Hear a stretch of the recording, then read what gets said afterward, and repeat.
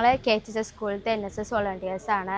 ഞങ്ങൾ ഈ സ്നേഹതീരം ഫൗണ്ടേഷന് വേണ്ടിയിട്ട് പെരിന്തൽമണ്ണ ഒരു ദിവസം മുഴുവനും കളക്ട് ചെയ്ത് കുറച്ച് ഫണ്ട് ഞങ്ങൾ ഏർപ്പെടുത്തിയിട്ടുണ്ടായിരുന്നു.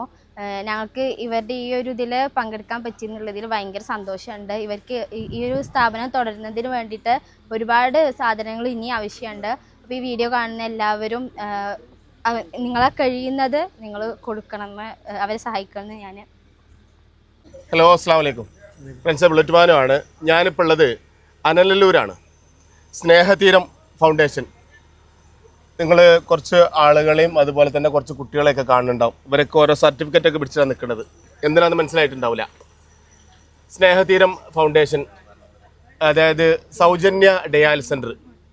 ഇത് സ്ഥലം ഉസ്താദ് സൗജന്യമായിട്ട് കിട്ടിയതാണ് അല്ലേ? എത്ര സെന്റ് സ്ഥലമുണ്ട് ഇതില്? 1.5 ഏക്കറോളം സ്ഥലം നമുക്ക് ആവശ്യമുള്ള സ്ഥലം.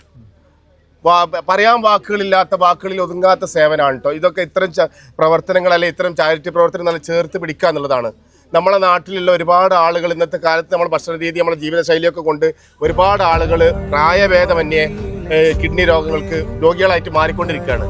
അപ്പോൾ അവർക്ക് അത്തരം ആളുകളെ സംരക്ഷിക്കുന്നതിന് വേണ്ടിയിട്ട്, അവർക്ക് വേണ്ട ചികിത്സ കൊടുക്കുന്നതിന് വേണ്ടിയിട്ട് ഇത്തരം ഒരു 1.5 ഏക്കർ സ്ഥലം കൊടുത്ത് അതിന് ആവശ്യമുള്ള സ്ഥലം എടുത്തിട്ട് ഇങ്ങനത്തെ ഒരു സെൻറ്റർ തുടങ്ങി ഇതിന് വേണ്ടിയിട്ടുള്ള ഒരു പങ്കെടുത്തിട്ടുള്ള ആളുകൾ ഇത്രയും സമയം കൂടുന്ന ആളുകളാണ് ഇപ്പോൾ അല്ലേ ഇതുവരെയുള്ള. ഇനി ഇതിന്റെ ബാക്കി പ്രവർത്തനം കാര്യങ്ങളും ഉസ്താദ് ഇതിന്റെ എന്താ പറയാ നിർമ്മാണ ചെലവുകൾ, അതിന് ബാക്കി ഇനി എന്താ തീരുമാനങ്ങൾ എന്നുള്ളതൊക്കെ ഉസ്താദ് സംസാരിക്കും. ഉസ്മാൻ സക്കാഫി അല്ലേ? ഇൻഷാ അല്ലാഹ്. നമ്മൾ ഇവിടെ അലനല്ലൂർ കൊമ്പാകൽക്കുന്നുള്ള പ്രദേശമാണ് ഈ സ്ഥലത്തിൻ്റെ പേര്. പാലക്കാട് മലപ്പുറം ജില്ലയെ ബന്ധിപ്പിക്കുന്ന പ്രദേശമാണ് കൊമ്പാക്കൽക്കുന്ന്. നമ്മൾ കിഡ്നി രോഗികൾക്ക് പരമാവധി പാവപ്പെട്ട ആളുകളെ കണ്ടെത്തി സൗജന്യമായി ഡയാലിസിസ് ചെയ്തു കൊടുക്കാനുള്ളൊരു സംരംഭമാണ്. 2 വർഷം മുമ്പ് മന്ത്രി കൃഷ്ണൻകുട്ടി സാർ അവറുകൾ വന്ന് തറക്കല്ലിട്ട് ഈ 2 വർഷത്തിനിടയിൽ ഒരുപാട് പ്രവർത്തനങ്ങൾ ഇതിൻ്റെ ഭാഗമായി നമ്മൾ നടത്തി. നമുക്ക് ആവശ്യമാകുന്ന സ്ഥലം ഇവിടെ നമുക്ക് ഉണ്ട്. എത്ര വേണമെങ്കിലും തരാനൊരു സഹോദരൻ മുഹമ്മദ് ഹാജി എന്ന് പറയും കാഞ്ഞിരത്തിൽ, അദ്ദേഹം നൽകാമെന്ന് ഏൽക്കുകയും അത് അടിസ്ഥാനത്തിൽ ഇപ്പോൾ ആവശ്യമുള്ള ഈ സ്ഥലം നമുക്ക് അനുവദിച്ച് ഇതിൽ 2300 സ്ക്വയർ ഫീറ്റ് ബിൽഡിങ്ങിൻ്റെ വർക്കുകളെല്ലാം കഴിഞ്ഞു. ഇനി അതുകൊണ്ട് ഭാഗമായി നമുക്കിനി അത്യാവശ്യമായിട്ടുള്ളത് RO പ്ലാന്റ്, അതിൻ്റെ കുഴി SPT വർക്കുകൾ നടന്നുകൊണ്ടിരിക്കുന്നുണ്ട്. അതിന് മൊത്തം 5.5 ലക്ഷം രൂപയാണ് അവർ പറയുന്നത്.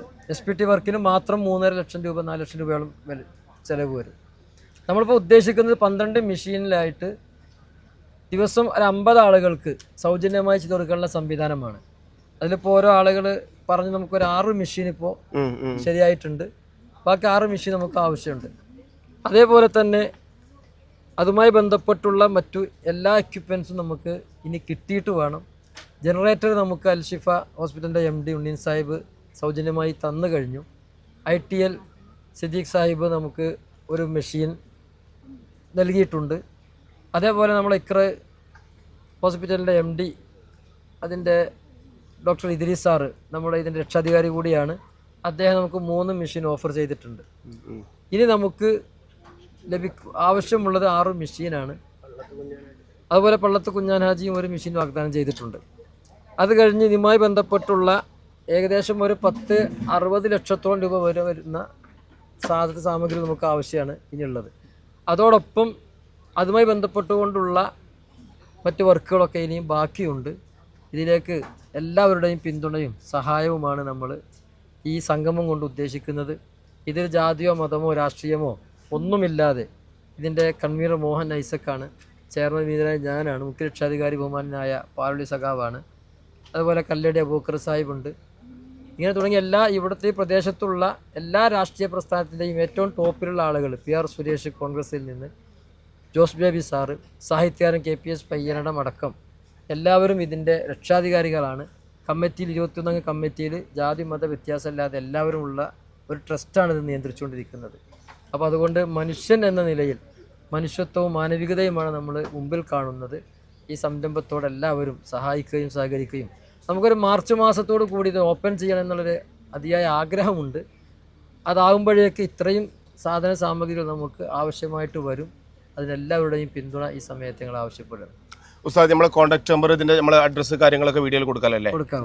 ഇൻഷാ അല്ലാ ഉദാരമതികളായിട്ട് ആളുകൾ വീഡിയോ കാണുന്നവർ പരമാവധി ഷെയർ ചെയ്തിട്ട് ഈ ഒരു സംരംഭം ഇത്തരം സംരംഭങ്ങൾ വിജയിക്കട്ടെ എന്നുള്ളത് പ്രാർത്ഥിക്കാൻ പാടില്ല ശരിക്കും. എങ്കിലും നമ്മൾ തുടങ്ങി വെച്ച സംരംഭം അല്ലേ, അതെ കാരണം ഇങ്ങനെ വിജയിക്കുമ്പോൾ ഇങ്ങനെ അത്ര രോഗികൾ വേണമല്ലോ, എങ്കിലും നമ്മൾ പരമാവധി നമ്മുടെ ജീവിതം നമ്മളെ ഇവിടുത്തെ ഏറ്റവും കൂടുതൽ കേരളത്തിൽ ഡയാലിസിസ് രോഗികളുള്ളത്, കിഡ്നി പേഷ്യൻ്റ് ഉള്ളത് പാലക്കാട് ജില്ലയിലാണെന്നാണ് പറയുന്നത്. അതെ അല്ലേ, അതിന് അട്ടപ്പാടി താലൂക്ക് ഒക്കെ അങ്ങനെ പാവപ്പെട്ട പ്രദേശങ്ങളാണ്. ആ ഏറ്റവും കൂടുതൽ സംവിധാനം ഇല്ലാത്തതും നമ്മൾ ഈ ഭാഗത്താണ്. അപ്പൊ അതുകൊണ്ടാണ് നമ്മൾ ഇത്ര വിഷയത്തിന് ഇപ്പൊ ഇന്നും ഇന്നലെയും ഡെയിലി നമുക്ക് വിളിച്ചുകൊണ്ടിരിക്കുകയാണ്. 5 വർഷവും 4 വർഷമൊക്കെ ആയിട്ട് കാരുണ്യയുടെ സഹായം നമ്മളെ പലരും ഈ വീഡിയോ കാണുന്ന പലവരും നമ്മളെ ബന്ധുക്കളിലും അല്ല ഈ വീഡിയോ കാണുന്നവരുടെ വീട്ടിലൊക്കെ ഇതേപോലെ ബുദ്ധിമുട്ട് അനുഭവിക്കുന്നവരുണ്ടാവും. അപ്പോൾ ഇത്തരമൊരു സംരംഭമൊക്കെ നമുക്ക് എന്താ പറയുക, ഇതിന് പിന്നിൽ പ്രവർത്തിക്കുന്ന ആളുകൾക്ക് ഞങ്ങളുടെ പേരിൽ, അതായത് ബ്ലോഗർമാരായിട്ടുള്ള ആഷിക്ക്, അതുപോലെ തന്നെ പിന്നെ ബാസി ഹാക്സ്, അതുപോലെ അസ്കു അയനിക്കോടൊക്കെ നമ്മളെ കൂടെ ഉണ്ട്. ഞങ്ങൾ പ്രത്യേകം ഞങ്ങളെ ക്ഷണിച്ചതായിരുന്നു. അതുകൊണ്ട് ഇതിൽ അണിയറിൽ പ്രവർത്തിക്കുന്ന ആളുകൾക്കൊക്കെ ഞങ്ങൾ ഹൃദയം നിറഞ്ഞ നന്ദിയും കടപ്പാടൊക്കെ അറിയിക്കുകയാണ്. നിങ്ങളും കൂടെ ഉണ്ടാവണം ഇൻഷാ അല്ലാ.